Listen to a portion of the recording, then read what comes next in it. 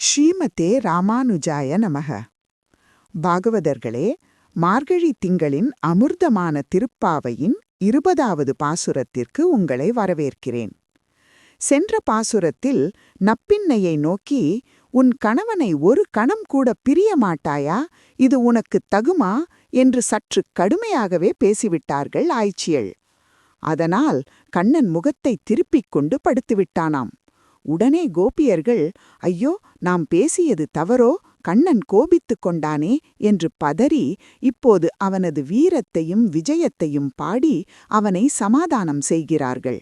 ஆனால் இறுதியில் மீண்டும் அந்த தாயிடமே, நப்பின்னையிடமே சென்று சரணடைகிறார்கள்.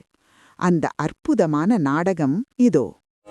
33 அமரர்க்கு முன் சென்று கப்பம் தவிர்க்கும் கலியே துயிலெழாய் செப்பமுடையாய் திரளுடையாய்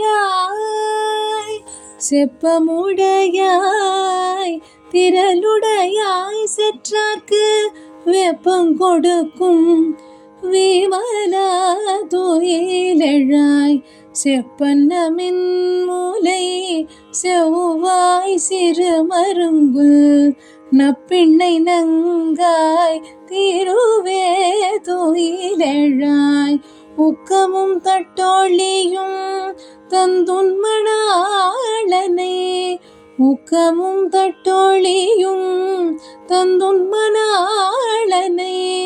இப்போதையம்மை நீராட்டேலோரோ பாவாய் இப்போதையம்மை நீராட்டேலோரோ பாவாய். இப்போது இந்த தமிழ்ப்பாவின் எளிய பொருளை பார்ப்போம். 33 அமரர்க்கு 33 தேவர்களுக்கு முன் சென்று ஆபத்து வருவதற்கு முன்பே தான் முன்னால் சென்று நின்று கப்பம் தவிர்க்கும், அவர்களுக்கு வரும் நடுக்கத்தை பயத்தை போக்குகின்ற கலியே, மிடுக்கு அல்லது வலிமை உடையவனே, செப்பம் உடையாய், அடியவர்களை காப்பதில் நேர்மை செவ்விய குணம் உடையவனே, திரளுடையாய், பகைவரை அழிக்கும் ஆற்றல் உள்ளவனே, செற்றார்க்கு எதிரிகளுக்கு வெப்பம் கொடுக்கும் பயம் எனும் ஜுரத்தை உண்டாக்குபவனே, விமலா, அதாவது அழிக்கும் தொழில் செய்தாலும் தோஷம் அண்டாத தூயவனே, துயிலெழுவாயாக. நப்பின்னை நங்காய், நப்பின்னை பிராட்டியே, திருவே, லக்ஷ்மி கடாட்சம் உடையவளே, நீயும் எழுந்தருள வேண்டும். உக்கமும் தட்டொளியும் விசிறியையும் கண்ணாடியையும் தந்து எங்களுக்குக் கொடுத்து உன் மணாளனை, உன் கணவனான கண்ணனை கொண்டு இப்போதே எங்களுக்கு அருள் என்னும் நீராட்டத்தை செய்விப்பாயாக. பாகவதர்களே, இந்த பாசுரத்தில் புதைந்துள்ள ரத்தினங்களை இப்போது அள்ளுவோம். 1. கோபி பாவம் மற்றும் ரசோக்தி, த பியூட்டிஃபுல் ஆர்குமெண்ட். இங்கே ஆண்டாள் கண்ணனிடம் வைக்கும் வாதம் மிக சுவையானது. கண்ணா, அந்த 33 தேவர்கள் இருக்கிறார்களே, அவர்கள் எப்படிப்பட்டவர்கள்? ஆண் புலிகள், அதிக சக்தி வாய்ந்தவர்கள். ஆனால் ஆபத்து என்று வந்தால் நடுநடுங்கிப் போய் உன்னை சரணடைகிறார்கள். நீயும் அவர்கள் கூப்பிடுவதற்கு முன்பே முன் சென்று அவர்கள் பயத்தை போக்குகிறாய். அவர்கள் சுயநலவாதிகள், காரியம் முடிந்ததும் உன்னை மறந்து விடுவார்கள். ஆனால் நாங்கள் அபலையான பெண்கள், உனக்கு மங்களாசாசனம் செய்வதையே, பல்லாண்டு பாடுவதையே தொழிலாகக் கொண்டவர்கள். உன்னை ஒரு நொடி பிரிந்தாலும் நீரில்லாத மீன் போல துடித்துப் போவோமே.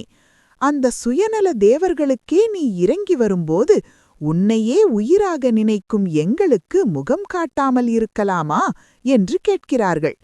இங்கே கப்பம் என்ற சொல்லுக்கு நடுக்கம் என்று ஒரு பொருள். தேவர்களின் நடுக்கத்தை தீர்த்தவன் நீ, எங்கள் விரகதாபத்தை தீர்க்க மாட்டாயா என்று. 2. செப்பமுடையாய் மற்றும் விமலா. செப்பம் என்றால் நேர்மை அல்லது ஆர்ஜவம், அதாவது அடியவர்கள் எப்படி விரும்புகிறார்களோ அதற்குத் தகுந்தாற்போல் தன்னை வளைத்துக் கொடுப்பவன் கண்ணன். அதே சமயம் எதிரிகளை அழிக்கும்போது கொலை செய்கிறானே என்ற தோஷம் அவனுக்கு வருமா? வராது. அதனால்தான் ஆண்டாள் விமலா என்று அழைக்கிறாள். மருத்துவர் நோயாளியின் காலை அறுப்பது போன்றது அவன் செய்யும் சம்ஹாரம். அதுவும் கருணையே. 3.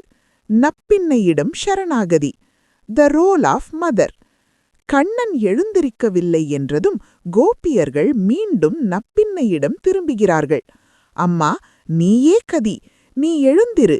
இங்கே நப்பின்னையின் அழகை வர்ணிப்பதாக சொல்லப்பட்டாலும் ஆச்சாரியர்கள் இதற்கு புருஷார்க்கத்துவம் என்று பொருள் சொல்வார்கள்.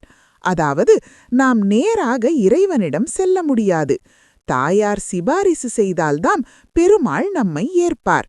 நீ கண்ணாடியையும் விசிறியையும் தந்து உன் மணலானையும் எங்களுக்குத் தா என்று கேட்கிறார்கள். இதன் உட்பொருள் மிக அற்புதமானது. 1. நப்பின்னை என்பவர் நம் ஆச்சாரியரை குறிக்கிறார். உக்கம், விசிறி, தட்டொளி என்பவை வெறும் பொருட்களல்ல. கண்ணாடி என்பது ஓம் நமோ நாராயணாய எனும் மந்திரம். அதில் நம் ஆத்மஸ்வரூபத்தை பார்க்கலாம். விசிறி என்பது கைங்கரியம். இறைவனுக்கு நாம் செய்யும் தொண்டு அவனுக்கு களைப்பு தீர்க்கும் விசிறி போன்றது. நீராட்டு என்பது சாதாரண குளியல் அல்ல. உன் மணலானோடு எங்களை சேர்த்து வை, அதாவது பரமாத்மாவுடன் ஜீவாத்மா கலக்கும் பேரானந்தம் வேண்டும் என்று கேட்கிறார்கள். 5. மையக்கருத்து, கீ மெசேஜ். தேவர்களைப் போல ஆபத்துக்கு மட்டும் இறைவனை தேடாமல் கோபியர்களைப் போல எப்போதுமே இறைவனின் நினைவாக இருக்க வேண்டும். அப்படி இருக்கும்போது நம் குறைகளை தீர்க்க அவன் முன் சென்று காப்பான். அதற்கு பிராட்டியின், அதாவது தாயாரின் அருள் மிக முக்கியம். நாளை ஏற்ற கலங்கள் என்று தொடங்கும் பாசுரத்தில் கண்ணனின் வள்ளல் தன்மையை இன்னும் விரிவாக பார்ப்போம். ஆண்டாள் திருவடிகளே சரணம்.